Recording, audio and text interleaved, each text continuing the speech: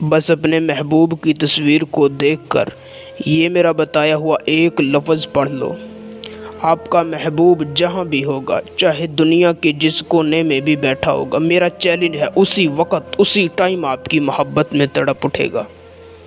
میں اتنا گارنٹی دے کر کہہ رہا ہوں کہ ابھی آپ یہ وظیفہ پڑھ کر اپنی جگہ سے اٹھے نہیں ہوں گے کہ آپ کا محبوب خود آپ کو کال کرے گا، اگر اس کے پاس آپ کا نمبر ہوا تو۔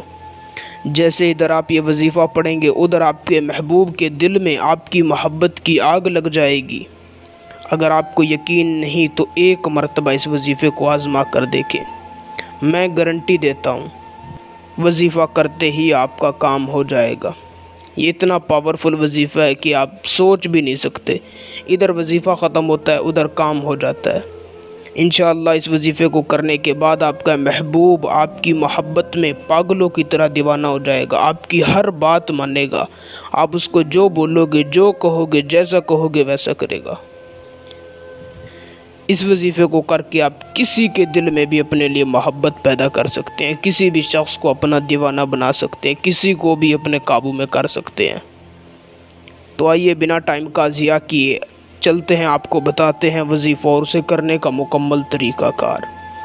وظیفے کو کرنے کا طریقہ کار کچھ یوں ہے کہ آپ نے کسی بھی دن رات کو سونے سے پہلے تازہ وضو کر کے پاک صاف لباس پہن لینا ہے اور اپنے گھر میں، اپنے کمرے میں کسی بھی پاک صاف جگہ پر جائے نماز بچھا لینی ہے اور وہیں پر بیٹھ جانا ہے۔ سب سے پہلے آپ نے اپنے مقصد کو اپنے دل و دماغ میں رکھ لینا ہے، اپنے دل و دماغ میں سے دنیاوی خیالات کو نکال دینا ہے۔